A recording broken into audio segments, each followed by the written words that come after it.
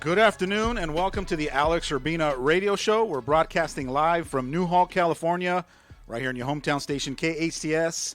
My lovely co-host is not here today, Ellen Tunick, but in her place, I have a special guest joining me today on the show. Her name is Flynn Beck. She's a live streamer and curator and producer of the In Like Flynn Speakeasy. Comedy Speakeasy, Comedy yes. Speakeasy. Yeah. And you work with comedians. I do. And you're quite funny yourself. I have my moments. I don't know if they're laughing at me or with me, but That's they're all right. laughing. They're both is fine. And today we're going to be talking about a little more serious topic. I call it a game for warriors because when it comes to relationships, you really have to be committed to working on yourself, because most people think like we're in our relationship, it's why isn't he being more loving, why isn't she doing these things for me? But in relationships, you really have to be in order to have them be extraordinary, you got to look at yourself. Yes. And be willing to go, what's missing from me, and what's the common denominator in all of these broken relationships Right. that I keep having. Right. There's something I gotta Yeah. course correct. Yeah. And today we're going to be talking about intimacy and relationships. And when we talk about intimacy, I want you to think more of, because there's different components to intimacy, but I want you to not really be thinking about the physical part, because that just kind of comes natural, right? When we're attracted to somebody, we get goo goo gaga over them, and we just dive wholeheartedly in the physical, intimate part of a relationship. I know. But as soon as it becomes next level stuff where we're going to get into some of the other components, all of a sudden either we never learned, no one ever taught us, we're not conscious or aware of that level, or maybe the possibility is that it's just too challenging for me, or it's too daunting for me to go down that road. And there might be a possibility that I might have some insecurities that get in the way of me going down that road. So I want to just break down first the word intimacy. What is intimacy? Intimacy is the closeness between people in a personal relationship. So I want you to think about the closeness, the level that you allow somebody to get close to you.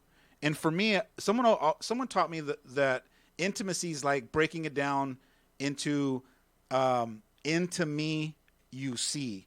So it's like letting somebody in to see inside of what's really going on behind Flynn, right? Yes. And I don't know if you actually let people behind the curtain or not. Yeah, you know what? This is a topic that's really near and dear to my heart, and I know that you've been a wonderful support and have gone to my comedy shows. But I started about 2 or 3 months ago a live stream on Facebook. It's at facebook.com/waddywoowoo, WADDYWOOWOO, and it's on every Tuesday from 6:30 to 7. And I talk about all things germane to love, sex, and intimacy. So this topic is the reason, it's mon raison d'être. It's my reason of being, because I'm so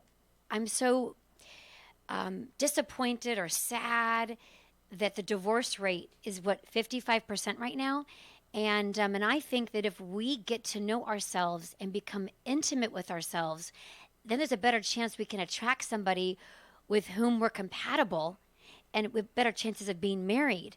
But when we don't know who we are, and we kind of let others decide who we are and who we should be with, then we're in this marriage or in a relationship with someone that really didn't meet our core needs. So I think knowing who you are and getting intimate with who you are, and really being intimate with Flynn, or you being intimate with Al. I know you got married at a very young age, and you're lucky. But most people don't know who they are till they're about 30, maybe even 40.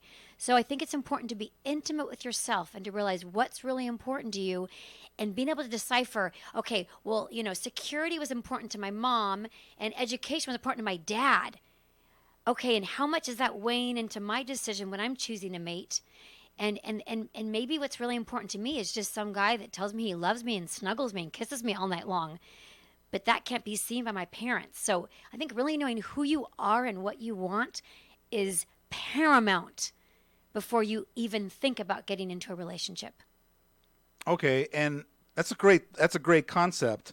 However, time's not going to wait for you to really get to know yourself, to fall in love with yourself, to heal yourself, and to do all that work before your heart falls in love with someone.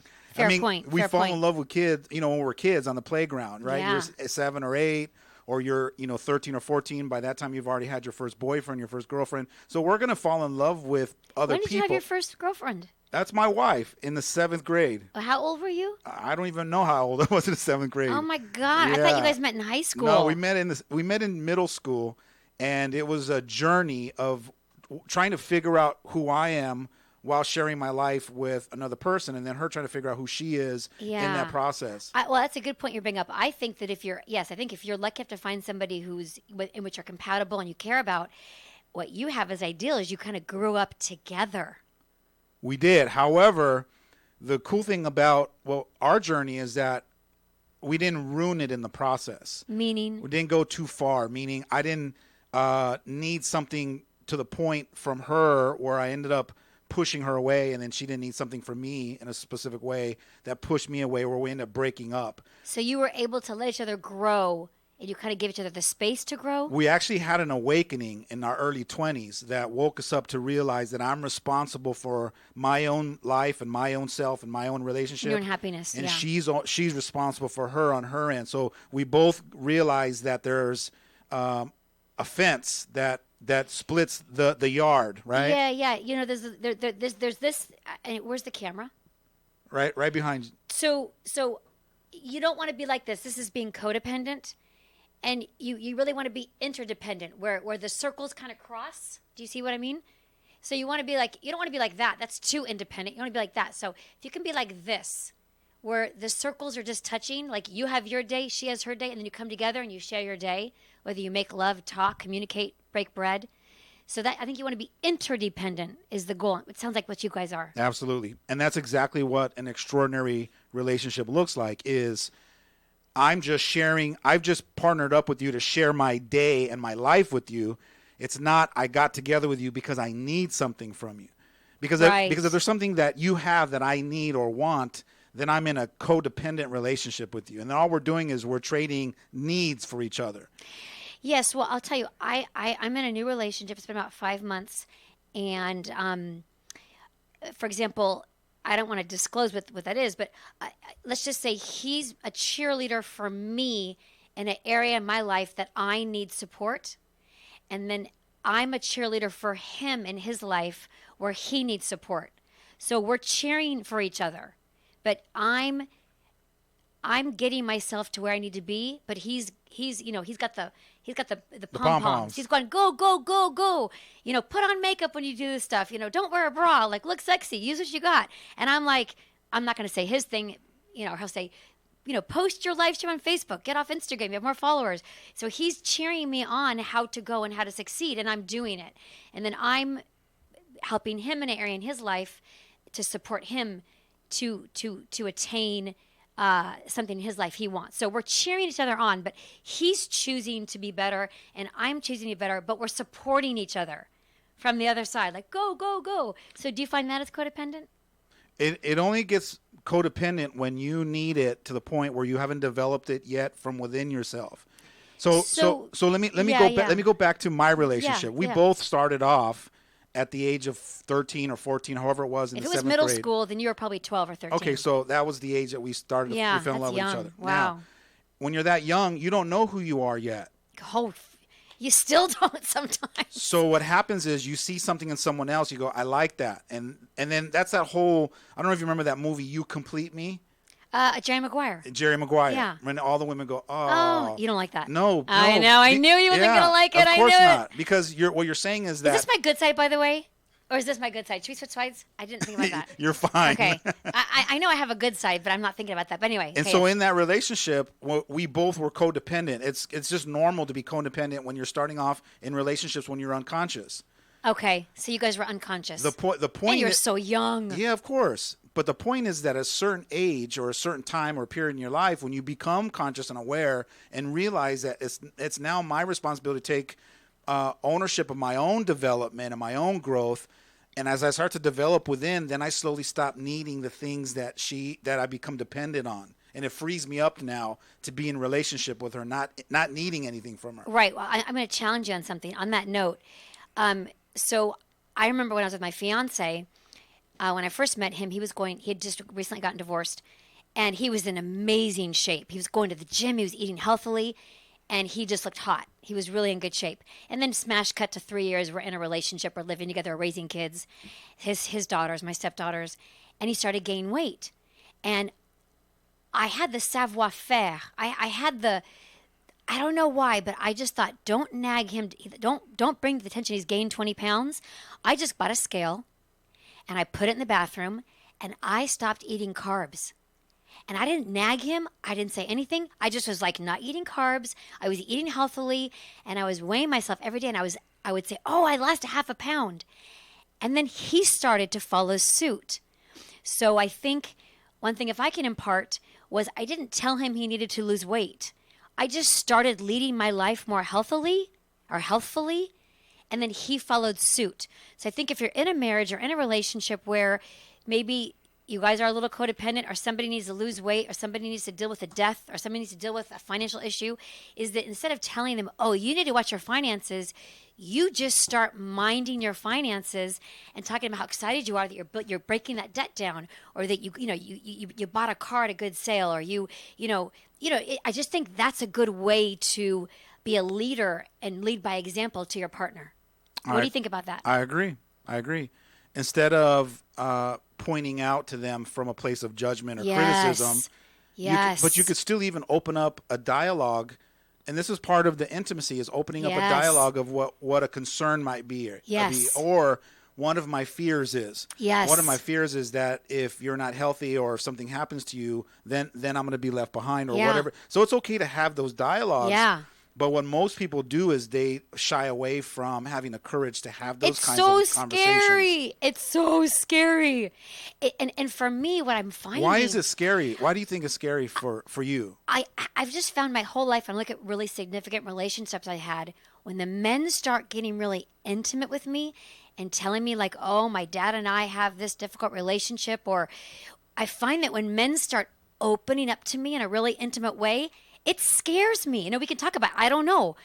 I don't have a problem so much sharing about me, but when they start really opening up, I don't know. I get a little scared. So let's talk about let's talk about that. All right. I'd like to know why I'm that way. All right. So when you become afraid when a man starts opening up and revealing some of his fears or his childhood. So let me ask you. I'm going to ask some questions to try to get down to the golden nugget. I need help. All right. Help, please. All right. Help me. Is it that you feel like you have to fix him? Ooh. If he reveals something? Because I'm in Al-Anon. Maybe. Okay, what's my other choice? Option B. Well, so one, could it be that you either feel like you are now responsible for fixing him? That sounds right. What's my other option? And then the other option might be that you are afraid that he's going to share something with you that is going to be a red flag. Yes. Right? Yes. Or it's going to be it's going to be the cutoff. Yes. You hit the cutoff zone. Yes. Okay, so I think you gave me 3 choices, right? I didn't give you a certain number. I was just trying to figure out what. Well, I said yes to all 3. So the first one was, what was the first one? Well, the first one, I was telling you. Oh, was I afraid I have to fix them? Yeah, that you might have to fix or be responsible for. Okay, and what was the second one? The second one is that if you think that it's going to be something that's going to scare you away, or it's going to be like, I can't now be in a relationship with you anymore. And a third one is I have to be responsible for fixing him. So I think I'll have the desire to want to fix. Then I'll feel responsible for that, for him.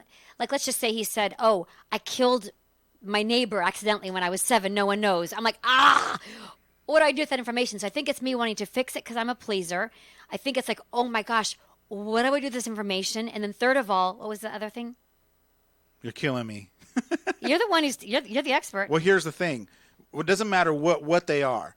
Let's talk about it. I want to get down to it. But let's talk about either if it's any one of those that it's all 3. If you identified one, I identified all 3. Okay, so all 3 of them. Let's just get real. I mean, if you say to me, Flynn, why don't you sleep with 2 guys at one time? Here's my reason why. First of all, I sure like to. It sounds exciting. But A, I don't want to get an STD. B, I don't want to come across as sleazy. And C, what if I really like it? And that's our dramatic pause. So I'm just getting real with y'all. But I want you to get real when it comes down to you trying to figure out if you're the type of person that either can't handle what he's sharing with you. I think I'm that person, and I want to work on that. Okay, so can you help me with that? I'm going to, but you got to zip it a little bit. Okay, I'm zipping it. Now you got to listen. You got to listen here. now. All Let's right. do pass the baton. When you have the water bottle, I don't talk. So now you go. And so listen to what I'm going to tell you. When you have that person that shares and reveals that with you, you have to learn, and obviously you haven't learned yet, that it's not your responsibility for other people's journey, no matter what he shares with you. His journey is his, and yours is yours. And I think that you feel like you have to take on other people's burdens. Yes. And you don't. But you don't know that yet. And until you finally have a huge awakening and an awareness in that area, you're always going to be, as soon as they reveal something to you that makes you feel uncomfortable, you're going to what? You're going to run. Yes. Right? That's what I do. I run. I'm a runner. There's a movie, The Bride. The Runaway Bride? Yeah. Dude, I've been engaged 3 times. Oh, yeah. Yes, that's me. I'm the Runaway Bride. Yeah. I have a joke with this new guy that I'm dating. I'm like, if you really want to be done with me, just give me an engagement ring. I'll be gone within a month. So let me terrible. So let me talk about terrible. a couple of distinctions so people can understand what we're talking about when it comes to being intimate in a relationship.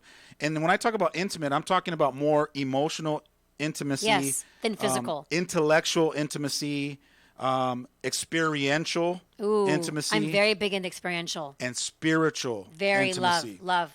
So there has to be some kind of a connection that you create with your boyfriend, your husband, your wife, your girlfriend, your significant other that allows you to open up and share in a vulnerable way. Now, when I talk about the V word, it scares people. I know. Being vulnerable. What does that mean? To me? Well, or to you? I'm gonna tell you what it means to me. What does vulnerability mean to you? Vulnerability means to me is when oftentimes I'm crying. Okay. Okay. Because it's like what I'm gonna get ready to share makes me vulnerable. Whether it's discussing, losing my dog, or not seeing my stepdaughters for 2 years, or my girlfriend taking her life, or my mom's incessant door of men revolving in my life. I mean, my mom brought so many men home. So whether they were husbands or boyfriends or one-night stands, I mean, it was really hard for me to see that, and it made me go the other way. But for me, just to express anything that's of depth, anything other than the weather or cars or... So anything that's not superficial, when you start to peel away the onion and start sharing, that's what vulnerability means to you. Yeah, I think really sharing your feelings, like your innermost feelings and your insecurities and your fears, that's vulnerability to me. Okay, now do you see value in sharing that with someone? Yes, I just did recently. What's the value? What do you think the value is? The value I have found when I've taken that step, and I was a personal manager for 11 years, and even when I was vulnerable and took off my manager hat, and I would open up to my clients and tell them, hey, I'm looking for this, because it kind of made me feel not strong to tell my clients, I'm looking for this, I need this. And then when I did that, they would deliver. They would bring me a client that could do that. Or I find payoff is huge when I'm vulnerable. It's scary and it hurts, but the payoff is huge. So now let's talk about, give me one powerful payoff that you feel you get when you're being vulnerable, and then I'll share my payoff that I get. I think you want to go first. No, I'll listen to yours first. What's sure? What's the one big vulnerability payoff you get? Just in general, or you want me to give an example of that? Just one word. What's the word? What's the distinction of the payoff you get when you're being vulnerable, like the value? I'm being heard. You're being listened to, right? Heard. You're being heard, validated. Yeah. For me, when I allow myself to be vulnerable, I create trust. People trust me when I'm allowing myself to be vulnerable, when I let my walls down, when I let them see the fear, the sadness. Yeah, when you open up, then they have Then all of a sudden there's instant credibility, instant trust, and now from there we can build on that platform. Because there's some skin in the game. Well, yeah, because I went first. You went first. You're like, hey, by the way, I'm just gonna be crazy. I shot my dog when I was little. Boom. Whatever. Oh, yeah. Whatever it is that I share with them. I had someone take my SAT for me. Whatever it is. Most of the time it's fear. Hey, I too am afraid. And here's my fear. And once you start revealing and start kind of telling on yourself, it creates a certain kind of trust that allows people now to bring their walls down, let you in, and so forth. Listen, we Yeah. got to take a quick break. When we come back, Sure. we're going to take it to a whole nother level. Talking about relationships Yeah. and intimacy right here on the Alex Urbina Radio Show, right here on your hometown station, KHTS. Why do people from all over Santa Clarita come to our spa in Canyon Country? Simple. They want the highest quality services at prices that everyone can afford. This is Rosemary from Beyond Harmony Med Spa. Read our reviews and know why we won the Ultimate Beauty Awards 2 years in a row by the readers of Elite magazine. Come and see how close we really are and experience the level of excellence that our clients have loved for the past 13 years. Go to beyondharmony.com or call 298-8008 today for a free consultation. Men, are you feeling tired, stressed, or just don't have the energy you used to? Did you know this could be related to decreased testosterone levels? Luckily, there's a safe, effective solution. Weeder Prime helps support healthy testosterone levels with clinically tested key ingredients. Just 2 capsules of Weeder Prime each day can help change your mood, energy, focus, body fat, and lean muscle. Feel the way you felt 10, 20, even 30 years ago. Rediscover your Prime with Weeder Prime. To find a retailer near you, visit WeederPrime.com. That's WEIDER Prime.com. Your hometown station. It can happen at any time. Breaking news in the Santa Clarita Valley. KHTS has you covered. Brush fires, emergency freeway closures, police activity. If it's happening in the SCV, we'll let you know about it with our breaking news coverage. Keep a channel preset to your hometown station, KHTS. 98.1 FM and AM 1220. Marston's Restaurant has been a Pasadena landmark, voted the best breakfast in California by the Food Network magazine. Discover Marston's Santa Clarita location, open for breakfast, lunch, and dinner. Marston's also has a fantastic catering menu that adds a delicious twist to any event. And they cater picnic dinners for that memorable romantic date. Experience Marston's on Newhall Ranch Road and McBean, or log on to marstonsrestaurant.com. Hometown, your hometown station.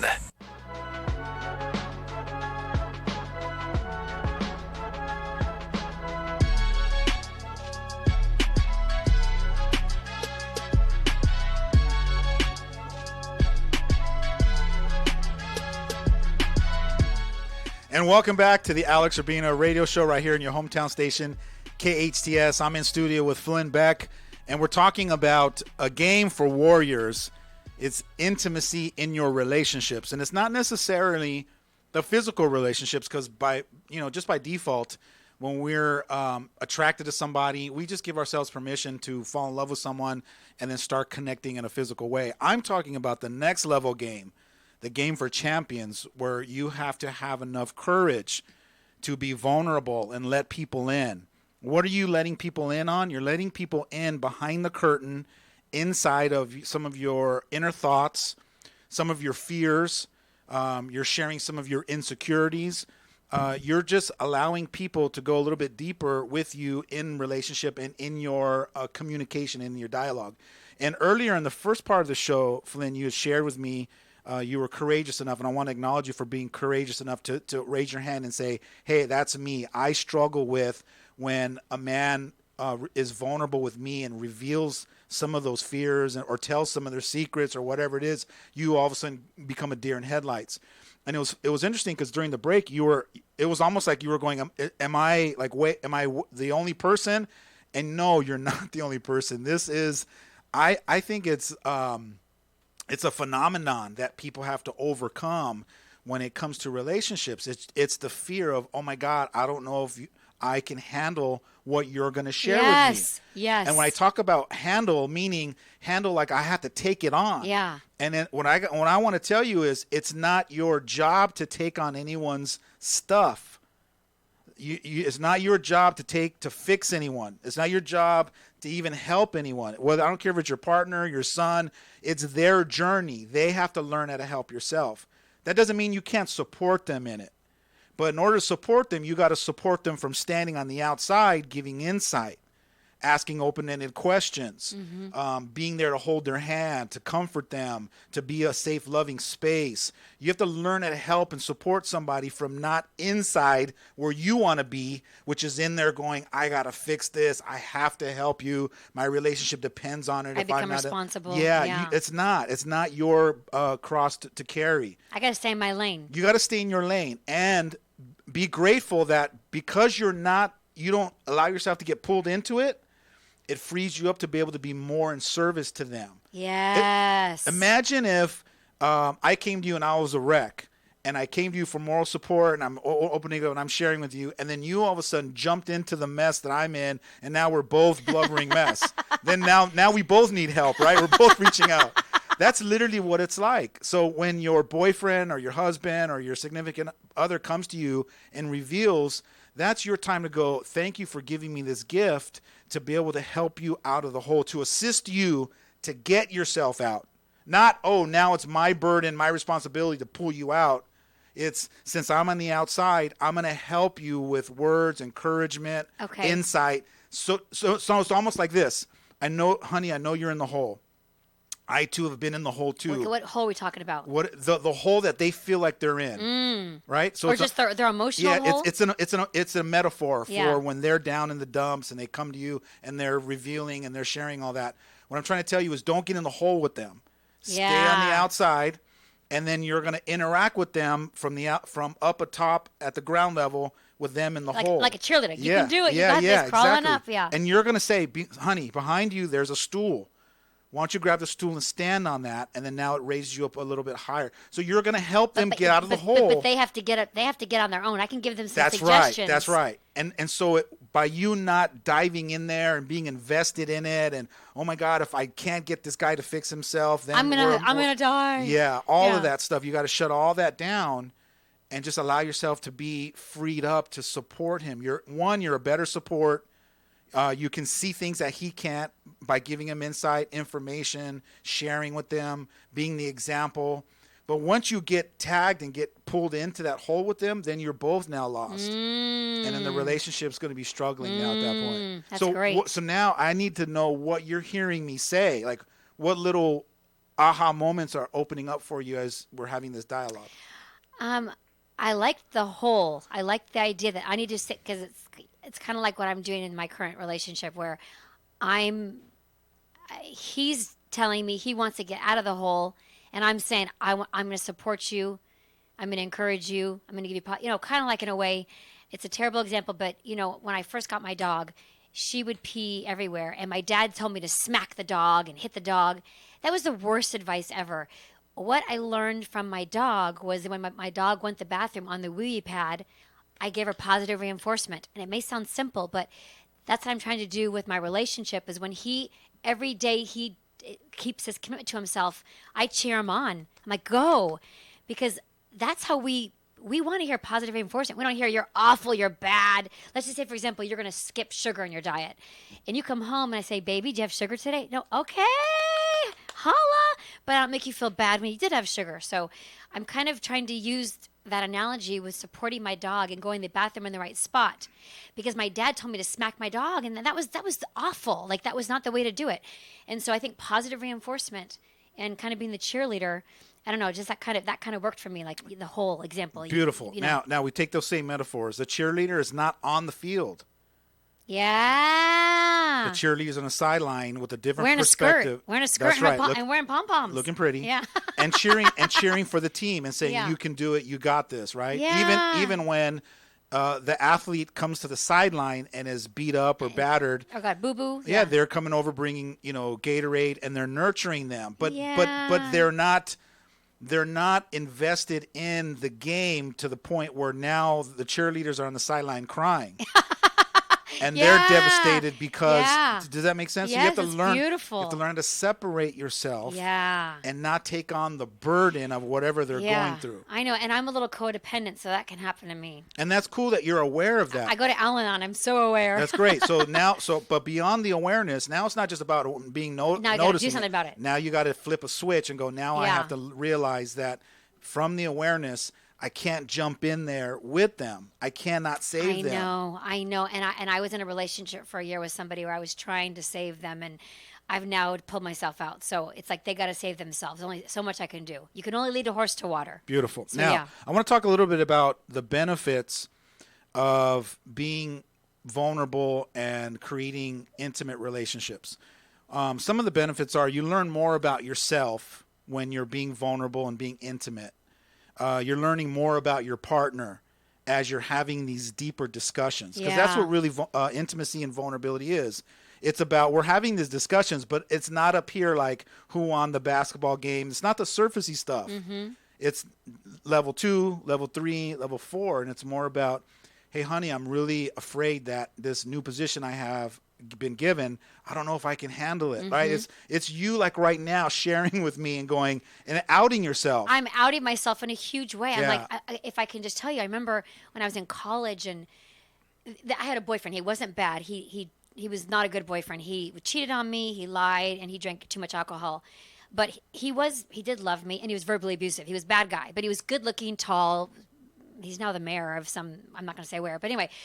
But he would open up to me, like really open up. And I remember I just couldn't handle it. And I thought, oh, that's okay because he wasn't the right guy. But I want to be able to know how to handle it when it's the right guy. Yeah, Do you know what I mean? Absolutely. So it's okay if I'm not handling the intimacy okay if it's not the right guy. But if it's the right guy, I want to know how to handle that so I don't lose him or. So you ready for the advice? Yes. You don't handle it. You let them handle it. It's their responsibility for them to handle it. But I need you to hear what I'm telling you. You don't, when you say, I want to learn how to handle it, no. No, I want to learn. Okay, here, I'm misspeaking. But I'm glad you misspoke because. I want to learn how, like right now, if you said to me, hey, Flynn, I'm struggling with getting viewership on my whatever, you're being vulnerable and I'd give you help. But so it's like, I'm sharing that, like, I have no problem giving somebody advice. That's easy for me. I think you can tell. I can give advice all day long.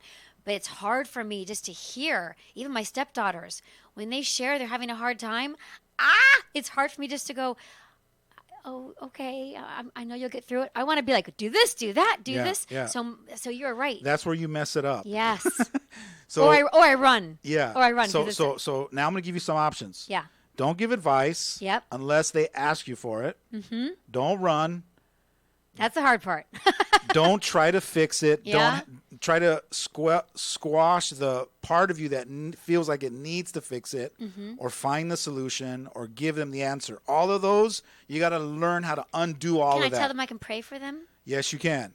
Okay. Now, after you've learned how to not try to fix it, take it on, own it as yours, Right. carry the burden. Once all that Feel responsible. Once all that is now no longer happening, the next best way for you to be with those people is to be with them. In the moment. Well, not only be with them in the moment, but actually bring your beingness to the moment. Like, don't be on my phone, whatever? No, I'll explain it to you. Your beingness, there's certain qualities, inner ways of being loving, being a committed listener, being vulnerable, being compassionate. How about loving unconditionally? Well, follow along Sorry, with me. sorry. It's okay. Follow along. Am I going to get fired? Follow along with the beingness, right? Being intimate. Being. Yeah, being. And most of us don't know how to be in relationships. We try to do the relationship, which is the fixing. Preach. We're trying to do the advice. We're trying to solve something more of an action. Yeah. And Well, men do that too. And a lot of us as human beings do Yeah. it. But I want to introduce something different to you, which is that you being compassionate and understanding and loving is enough. So a lot of times when I talk about be the space, that's what I mean. Be the space? When I say be the space for somebody to share and be frustrated and get it out, right? Like if they want to vent. Like if I came to you and I go, man, I'm on one. I got to get it out. I'm on one? Yeah. Okay, that's a new expression for me. So then you get to go, Alex, go for it. Run it. I'll be the space for you to get it out. Now, by you being the space, you're going to bring your beingness. You're going to bring your understanding, your compassionate. I'm not very patient. Well, that's a different way. That's a beingness. I'm not very patient. Patient is a beingness. I know. I got to work on that. Patience. Yeah, I'm sure most of us that have been watching the show so far have discovered your inability to be patient. Oh, come on now. It's okay. It's not a bad thing. It's just I have a lot of energy. I know you do, and that's one of your gifts. It's one of your gifts. But you know, our greatest strengths are also our biggest weaknesses. That's right. That's right. Yeah, and it's also a matter of learning how and when to dial in and dial out. Because I tell people, like when I'm in a training room, I go, I'm the biggest kid, and I love to have fun. But then there's a time for us to have fun and be playful, and there's a time for us to get work done and get serious. I'm sure you're like that with when you put on these shows, right? Yes. It's like when stuff's got to get done, you get done, and then once you feel like, all right, we got this, then all of a sudden now the kids come out in you and everyone's playing around. Oh, then I think you've seen me in that in my shows. I'm sure. AB, all business. For I'm like, sure. I need to take a Xanax, have a glass of wine because I'm just so tense right now. So this is what I want to do. I want to talk about some intimacy questions that Okay. just throw up people Okay. to be in the question.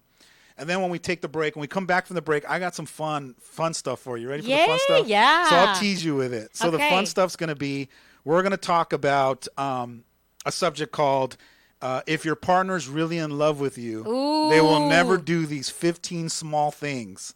And we're going to go over all 15 of those. And I think you're going to enjoy that one. Okay, and if you'll let me, I have one question I think you should ask somebody that you're in love with to see if they're in love with you. Okay. If you want. We'll if you throw want. that in. That's Or I number can do- 16. Yeah, Okay, if you cool. want. For right now, let's talk about intimacy questions. I want you to Yes. think about being more intimate, having a deeper connection with your husband, your wife, your significant other. Easy for you to say. I know, right? Number 7 is, do you make a lot of small talk?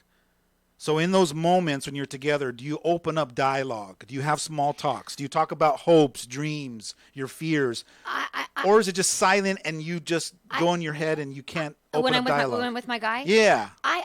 We're both super deep. We run deep. Okay, good. So you have a lot of talk, Maybe small talk maybe we're a little conversations. too deep, but he's got a great sense of humor, so that really helps. Okay, good. So for those you listening out there, you want to ask yourself or be in the question, do we make a lot of small talk in our relationship? Number I 6. don't think I do that. No. Number 6. Do you talk about your relationship? So when you're talking, is the subject about your and my relationship? Are we talking about your fears, your doubts, the things that you're upset about, the things that you're disappointed, the things that excite you? Are we talking about our relationship, or are all our conversations about the kids, work, all the other things that is not about our relationship? With this gentleman that I'm choosing to focus on for this thing, we focus on us. Beautiful. And our kids. That's a good Yeah. sign. Number 5 is the question is, do you tell them big news? Are they the first person you go, oh my God, I gotta wait and I gotta tell Mike this, or I gotta tell my wife this, because they're the first person that I'm gonna run to and tell them the big news? I think we're still too new for that. Okay. I think I have people that I go to. All right, you so know? then these are just questions to ask yourself In general, like, Yeah, this is what I know I'm yeah, with the right guy. Yeah, or not just the right guy, but we're now at the intimacy level of this relationship. Yeah. And there's different stages. Is getting your period count as one of them? I don't know about that one. That's not on the list. Number 4, do you accept all of each other's differences? Oh God, who does? Come on. You have to get there. Okay, do you accept with your wife? I'm practicing and I'm getting really good at it. Yeah, but you guys have how many years together? But it's not about the time. Don't look at it at the time, Okay. because you're putting it like it's a linear thing. Like, if I've been with you for 80 years, I've accepted you for all your differences. Yeah, you're right. You're right. You can learn how to go Right away. You're different than me. And if you're high energy and you're impatient, that's what I love most about you. I don't love it about me. I know you don't, but you're missing the point. The point is that Am I doing a lot of that? I can learn to love you're different than me. And I can learn how to love that. Instead of, if you and I were in a relationship and I was like, oh my God, you're so impatient, and I'm always harping you about being impatient, that's showing you that I haven't learned how to accept that you're different. And it's going to dwindle my confidence and my belief in myself. That's the point. I want to. If I'm throwing love and support, then I'll blossom. That's and right. I'll shine. That's right. But if you're going, oh, you talk too much, you talk too fast, your vocabulary is not, it's not in level with the person you're talking to, then you just kind of beat me down. But if you go, oh, your vocabulary is so good, maybe dumb it down. Or, oh, you're so full of life, but maybe I'm like a delicate flower. I don't know if that comes across. Well, most women are. Oh, we all are. Yeah. Okay. And And your so wife? Your wife too? She is. Absolutely. I think men are often even more delicate. We are delicate. I think we let the ego come in, and the ego doesn't want us to acknowledge it. I think men are more delicate than we. Maybe. That's why they have this tough guy exterior. Maybe. Because they're so protecting that inner Child, teddy bear. maybe? The Teddy child? bear, teddy Okay. bear, yeah. All right. Number 4, do you accept all each other's differences? Number 3, would you trust the person with your life? Number 2. Oh, that's a good one. I know. That's a good one. Number 2. That's then we're getting to number 1. Ooh. Do you tell them your secrets? Yes, this guy in particular, I told him mad secrets like on the fourth date that I haven't told anyone. It was crazy. He's a lucky guy. Number one. I don't know. I don't know how he's still seeing me with the stuff I told him. Number one, are you sharing your head and your heart with your partner? Not my heart just yet. Yeah. See, a lot of people, they get into relationships and they only share their head. They don't share their What kind heart. of head are we talking about? Well, just the part that's intellectual and up here. You know where I'm going, right? Of course.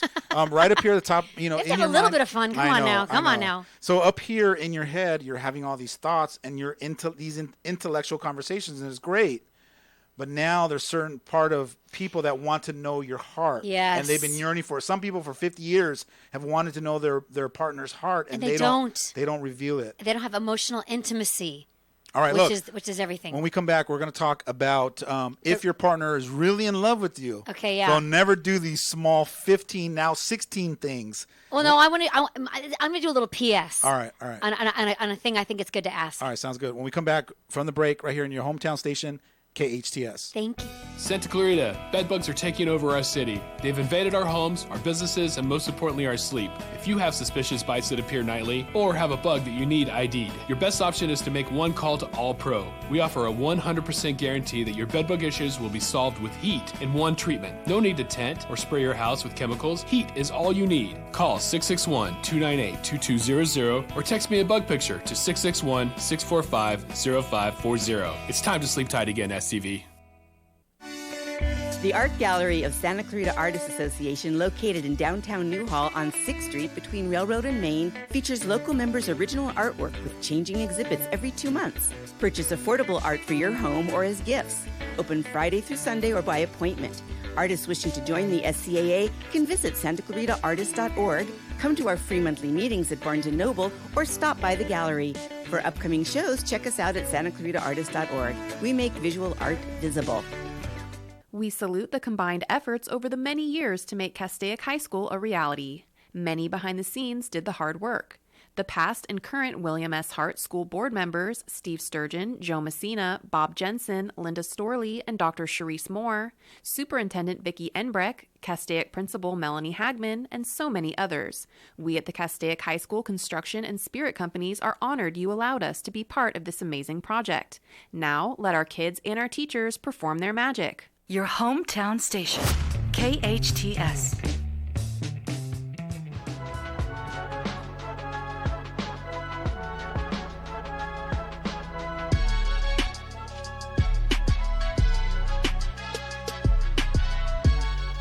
And welcome back to the Alex Urbina radio show. We're live in the KHTS studio in beautiful downtown Newhall, California. And I'm in studio with Flynn Beck. She's a live streamer and producer of the In Like Flynn comedy speakeasy. That's right. And we're going to talk a lot about her show right towards the end of the show. But I want to get to these top 15 things that you'll know if your partner is really in love with you. They will not do these small 15 things. So let's go through Can I do one quick plug? Yeah, go for it. I've got a live stream every Tuesday from 6:30 to 7. It's called In Like Flynn, and it's on love, sex, and intimacy. Thank you. Awesome. Now, here's number 15.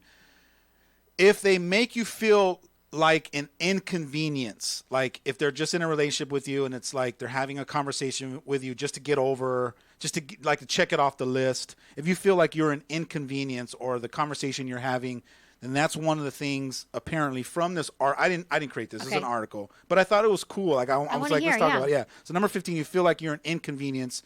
That's one of the small things that someone does. Does it kind of mean like they're phoning it in with you, kind of? Yeah, it's kind of like, you know, they're hanging out with you, like, okay, you're talking about their day and they're on their phone kind of thing? Yeah. It's like, all right, I got to be there because my wife likes to talk a lot and I just get to hear her out. It's like a chore I got to do. It's like I got to hear about her day. Yeah, rather than putting your stuff down and listening to it because you want to contribute, you want to help out. You want to hear. And you're interested in it. Yeah, right. Good. That's a good one. Number 14 is if you feel like they monopolize your time. Like they keep you to themselves. They don't want to let you go out with your girlfriends or go hang out with your buddies. Go exercise. Yeah, they just go to want. Sporting They're events. always like needy. Like you got to be with me all the time. That's the whole codependency thing. Yeah, so that's the part where it says if your partner really feels like they're in love with you, they would not do that. They would not make you feel like you only belong to them and they want to control the time. Okay. With you. Number 13, if they make you feel alone, if quite often you feel like they've checked out. Or you just starting to feel lonely, You feel like there's something missing and there's like no connection there. Are you feeling like you're I've alone? I've been in relationships where I felt very alone. Yeah. Yeah. Number 12, if they say things that put you down or make you feel insecure. Now, I have a pet peeve with this one because of the wording. And the reason why is because nobody can put you down or make you feel insecure just by virtue of saying something to you. I like to look at I'm responsible for interpreting it. So if you said something to me, Amen. Right, that Amen. I don't like, Amen. I'm going to say thank Amen. you for your opinion. Thank you for sharing that. But I'm not going to own that and swim around in the sadness of it. I'm really glad you said that because nobody can make you feel any way. But you got to get to that stage. Yeah. Before you get to that stage, you are 100% feeling like when people say certain things, if it's not You take it building you personally, up, it's tearing you down. Right. So, Well, so yeah, there's but different stages But there. if someone is constantly tearing you down, then it's a good sign you shouldn't be with them. That's right. That's right. Well, it's a pretty sign basic. that they really don't love you, right? Or no, that they don't love themselves. That's the next stage. You get to that at a different stage. You realize that when they're doing that, it's because they don't love themselves. But when you're in the lower stages, you see that as they're putting me down, they're insulting take it personally, me. yeah. They're actually doing it to you, right? Yes. The next one is number 11 is if they're discouraging you. If they're discouraging you in your life, then that's a sign, a small tail sign that they're not really in love with you. Can this be with your friendships and your Absolutely. All relationships. Yes. Right? Number 10, if they are being too busy, being too busy if you really need them. So when you really need somebody, they're like, oh, sorry, I got this. Out of 5 or 8 requests, they have been busy in all of them. Maybe that's a sign that maybe they're not feeling it. Right? They're just not in love with you. They haven't gotten over the hump to go, no, you're important to me. Yeah. I'm going to reschedule this, or I'm going to do what I can. Right. They got to make some kind of effort. I right? agree. Number 9 is keep you a secret. If they're in a relationship with you, and they keep you a secret. Okay, how come I'm here today? Is this planned? Do you know something? But I do know that there are no accidents on the planet. Okay. This is a God shot right now. All things. I have been someone's secret for about a year. There you go. All things happen for a reason. Wow. Yeah. All right. Number 8. Lie to avoid hurting your feelings.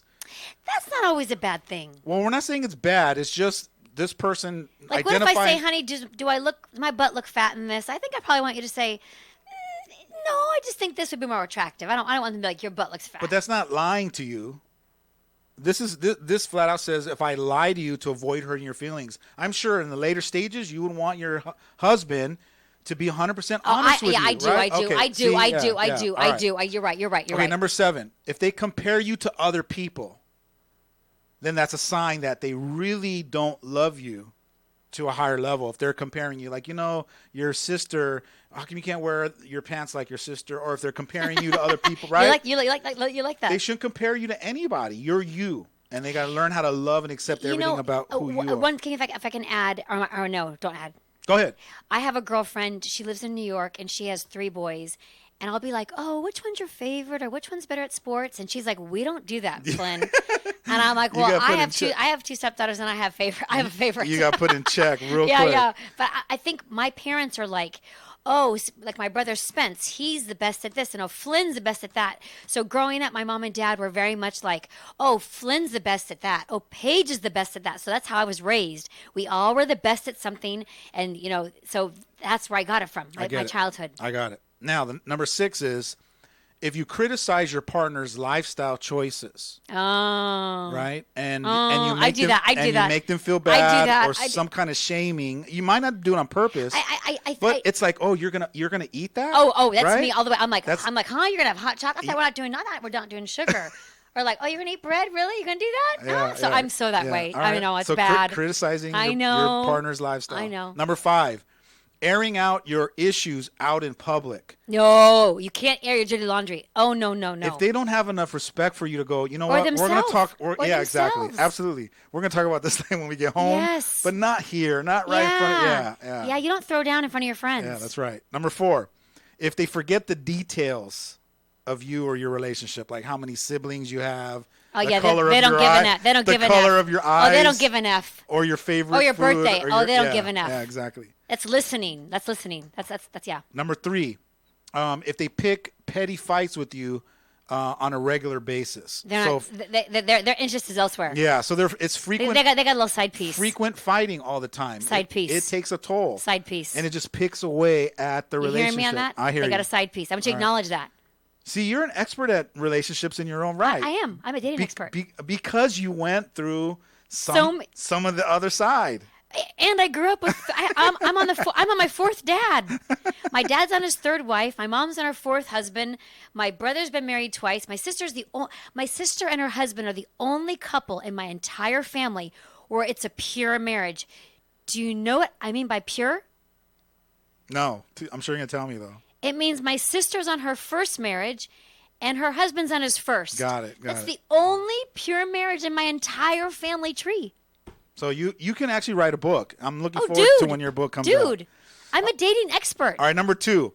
If they tell you when they think someone else is attractive. Oh no, I don't mind that, because if I see hot chicks, I'll be like, she's got a banging body. I know. However, that could be at a later stage, more secure. So we're not talking about the later stage when you're evolved and secure, and you can both go, oh, he's cute or she's cute. Yeah. I'm not talking about that. We're talking about the early stages, right? This is more like unconscious. You're just starting. I gotta work on that. And if number I see a banging looking dude, if they say no to driving you to the airport. Oh, you didn't. You didn't. Tell us about your comedy. Didn't. Tell us about your comedy. You didn't. Oh, you didn't. We're gonna go out right now. Okay, so just the guy that I'm seeing now, power move. He took me to the airport. Well, you want to break a piece off? We're out of here. Thank you for joining us. Thank you so much for being here. Appreciate you. Live here every Friday on your hometown station, KHTS.